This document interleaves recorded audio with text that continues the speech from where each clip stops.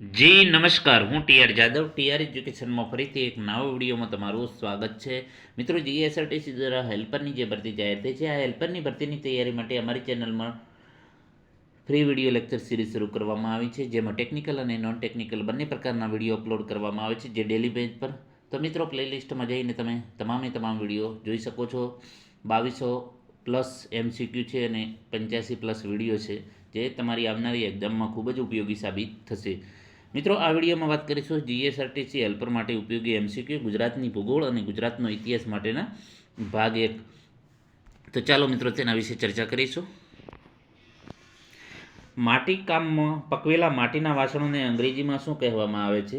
માટીકામમાં પકવેલા માટીના વાસણોને અંગ્રેજીમાં શું કહેવામાં આવે છે? નાનકોટા, હરિકોટા, ટેરાકોટા, પરિકોટા. તો તેનો સાચો જવાબ છે ટેરાકોટા.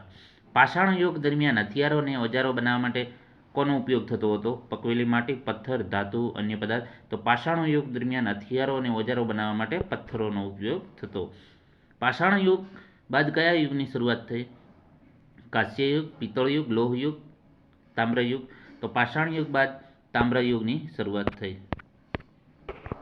નેક્સ્ટ, જૂના સમયમાં મલમલ કયા શહેરની વખણાતી હતી? તો જૂના સમયમાં મલમલ છે કલકત્તા, ઢાકા, ચિત્તાગોંગ, દિસપુર.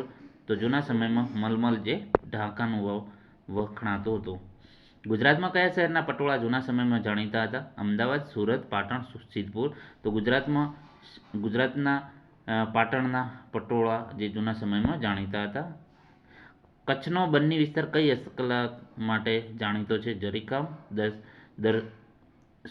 જરદોશી કામ, બાટીકામ, ભરત ગૂંથણ. તો કચ્છનો બન્ની વિસ્તાર છે ભરત ગૂંથણ માટે જાણીતો છે. જરીકામ માટે ગુજરાતનું કયું શહેર જાણીતું છે? જરીકામ માટે ગુજરાતનું કયું શહેર જાણીતું? પાટણ, સુરત, અમદાવાદ, ભરૂચ. તો જરીકામ માટે સુરત જાણીતું છે. નેક્સ્ટ, ઈડર અને સંખેડા કયા કલા માટે જાણીતા છે? માટીકામ, જરીકામ, કાષ્ઠકલા, આભલાકામ. તો ઈડર અને સંખેડા છે કાષ્ઠકલા માટે જાણીતા છે. કાષ્ઠ મતલબ કે લાકડા કામ માટે. સહસ્ત્રલિંગ તળાવ કયા શહેરમાં આવેલ છે? સિદ્ધપુર, પાટણ, વડોદરા, અમદાવાદ. તો સહસ્ત્રલિંગ તળાવ જે છે પાટણમાં આવેલું છે. મોઢેરામાં કયા દેવનું મંદિર આવેલું છે? શંકર ભગવાન, સૂર્ય ભગવાન, ચંદ્ર ભગવાન, શનિદેવ. તો મોઢેરામાં સૂર્ય ભગવાનનું મંદિર આવેલું છે. શર્મિષ્ઠા તળાવ કયા ઐતિહાસિક નગરમાં આવેલું છે? વડનગર, વિસનગર, મહેસાણા, પાટણ. તો શર્મિષ્ઠા તળાવ છે વડનગરમાં આવેલું છે. નેક્સ્ટ, વડનગરનું મહાભારત સમયમાં કયું નામ હતું? સંતરામપુર, અનંતપુર, પાલનપુર, રાધનપુર. તો વડનગરનું મહાભારત સમયમાં અનંતપુર નામ હતું.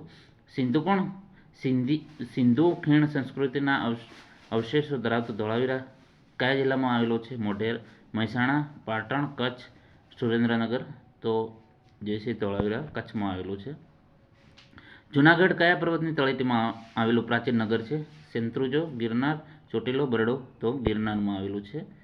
ડૉક્ટર એસ રાવે કઈ નગરી વિશે લગભગ 10 વર્ષ સુધી સંશોધન કાર્ય કરેલું? કર્ણાવતી, દ્વારકા, પાટણ, મોઢેરા. તો દ્વારકા. નેક્સ્ટ, વર્લ્ડ હેરિટેજમાં સ્થાન પામેલ પ્રાચીન શહેર કયું છે? જુનાગઢ, વડનગર, ચાંપાનેર, દ્વારકા. તો વર્લ્ડ હેરિટેજમાં સ્થાન પામેલ છે ચાંપાનેર.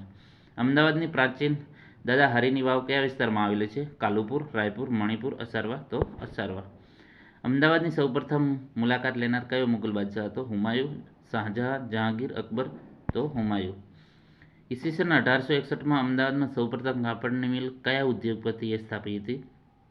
અમૃતલાલ છોટાલાલ, બિહારીલાલ છોટેલાલ, રણછોડલાલ છોટાલાલ, પ્રભુદાસ છોટાલાલ. તો રણછોડલાલ છોટાલાલ. નેક્સ્ટ,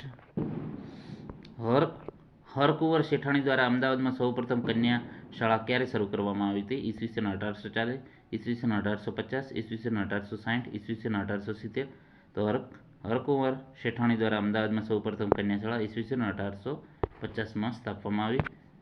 તો મિત્રો, આ ગુજરાતનો ઇતિહાસ અને ગુજરાતની ભૂગોળ વિશે 20 IMP પ્રશ્નો હતા, તેના વિશે ચર્ચા કરી. જો વિડીયો પસંદ આવે તો લાઇક કરો, શેર કરો અને મિત્રો ચેનલને સબસ્ક્રાઈબ કરવાનું ન ભૂલતા. Thank you for watching this video.